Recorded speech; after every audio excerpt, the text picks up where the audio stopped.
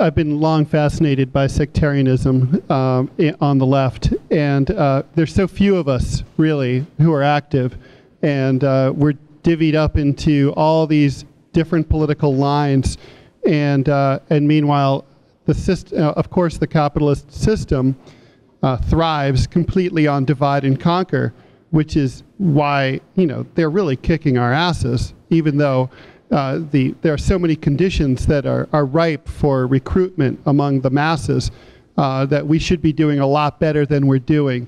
And so I've mulled that over for a long time and discussed it with a lot of friends, and certainly in Occupy. And I always keep thinking back of a story. I don't know, it might be apocryphal, but Shah Massoud, who was a leader of the anti-Soviet Afghan Mujahideen, whose politics I do not agree with, and I assume would not be widely shared in this room, nevertheless had something interesting to say.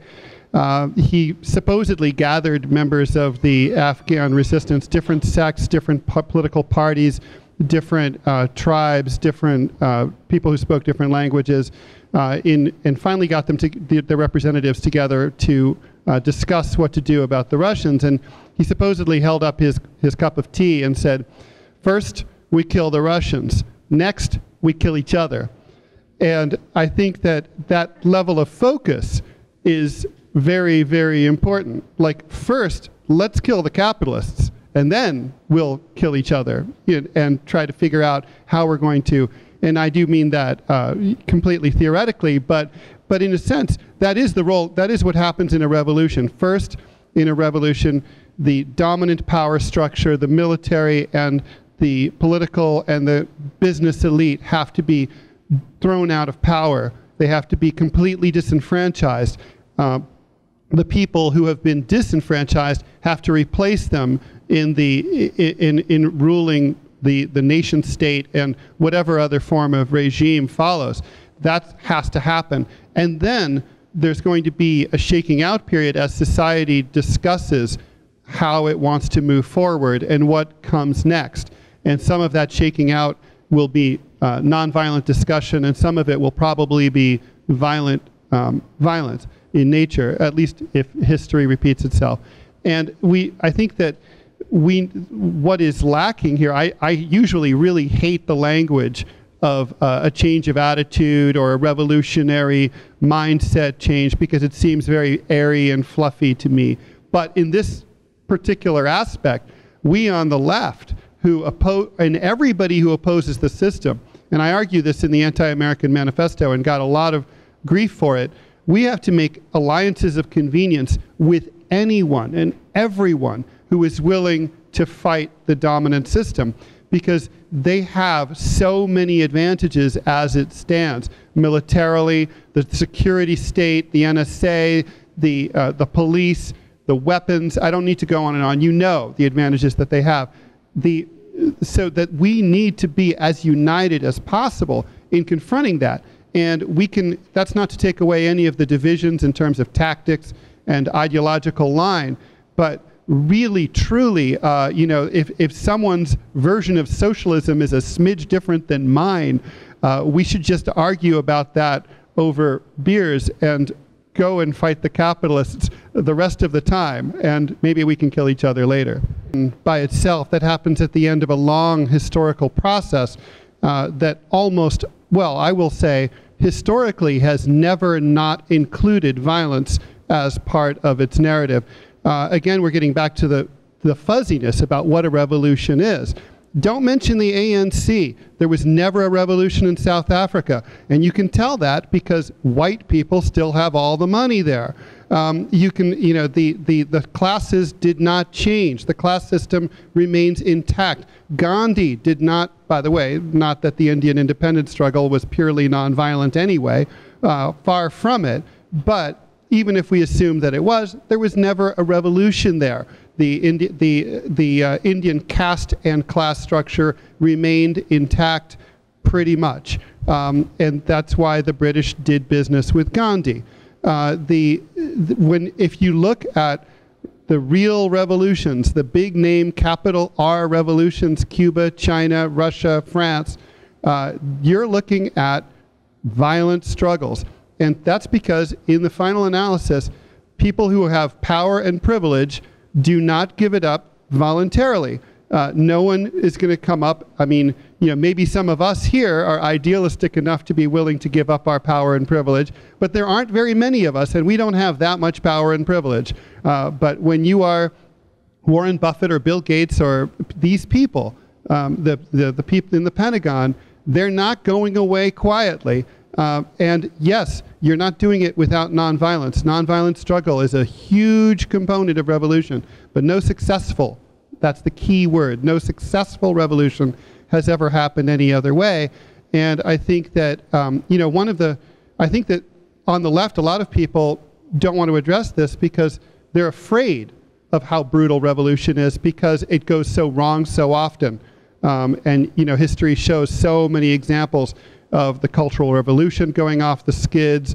The French Revolution led to Napoleon and 100 years of chaos and so on, that they just don't want it to like, well, it's too hard, it's too violent, it's too brutal, might not even work, we might end up with something even worse. And we start to think, well, we could do this some other way.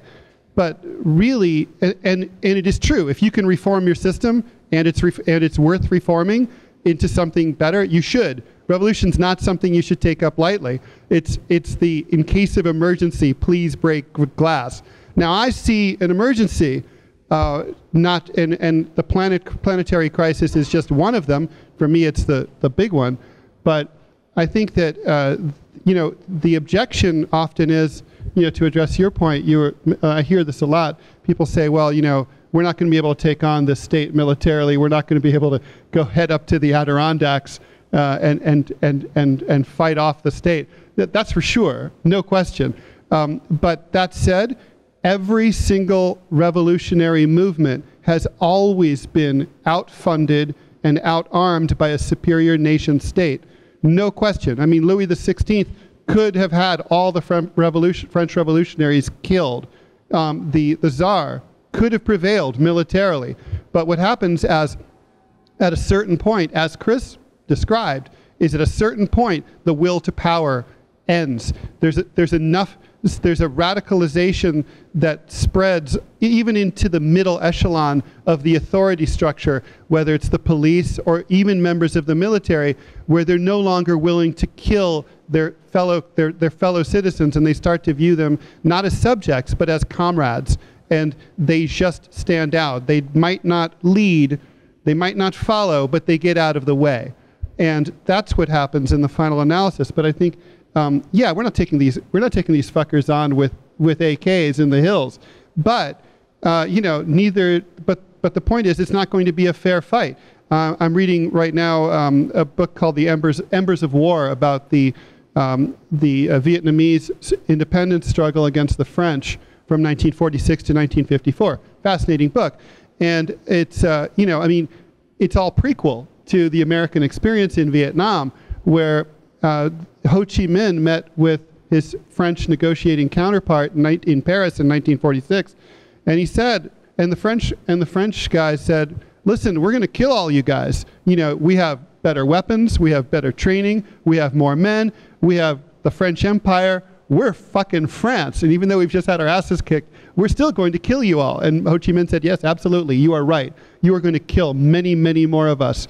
And in the final analysis, you will not be able to maintain the political will or the ability to crush us all. And in the end, we will win. And they did, and they had to do it twice. They had to do it against the French and the Americans. 2 million people dead, but they did kick us out. I mean, that's just history. Okay, I just want to quickly come back to that point that he mentioned, and I think it's a very good one. No one who has the power is willing to give it up. So what makes us think if we are able to overthrow the current power, once we get it, we are going to give it up? I think, and this should be at the core of the discussion, Like, what are we willing, what do we want at the end? We just want a change of powers. We just want to be just changing the ruling class to set another ruling class, because at the end, that's what's going to happen. I mean, most likely, yeah, things maybe get better for some part of the population, but at the end, we're gonna most likely end up with just a system that has a different people in the power, but that preserves itself. So I think we really, I mean, the Zapatistas make it clear, and I think we can learn a lot of the indigenous people, because as Chris mentioned, they have just a so different set of minds. They say we don't want the power, we just want to live in peace. That's it. I mean, they're not making a revolution to overturn the Mexican power and now to be the rulers of the countries. They just want to live in peace, and I think that's basically what we all want. So we have to ask ourselves, do we want the power? Or more importantly, let's say we just make a revolution right now and we win. What are we gonna do? And I think that if we are not ready to answer that question, we better don't start to unleash something that we don't even know where it's going to end. So I think that revolution is a process. Politically, revolution is the violent overthrow of one class by another. What you end up with after the revolution can be good or it can be bad, and that's the result. But revolution is that process, and unfortunately, because so many people who are maybe younger than 60 have never seen revolutionary politics in the United States really since the end of the 1960s and early 1970s. And I'm 50 and I've never seen them. There's so much confusion on the left that people don't even really know what a revolution is. They will talk about the independence struggle in India or the anti-apartheid struggle in South Africa and say, look, those were revolutions. Those weren't revolutions at all. They were notable, they were important, they were struggles, but they were not revolutions. Had there been a revolution, the rich who were rich before would no longer be rich now. The poor who were poor before would no longer be poor now. And a revolution leads to the radical transformation of society in terms of its culture, its art, its religion, even its measuring systems in the case of the French Revolution. So everything changes.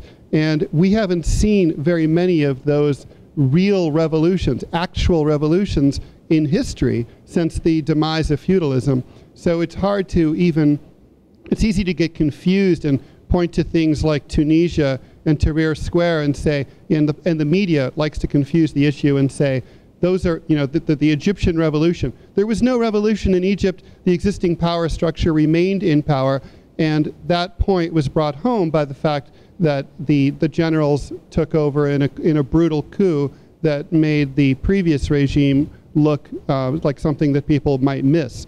So I think it's really important to define our terms. Unfortunately, you can't even go anywhere until you have.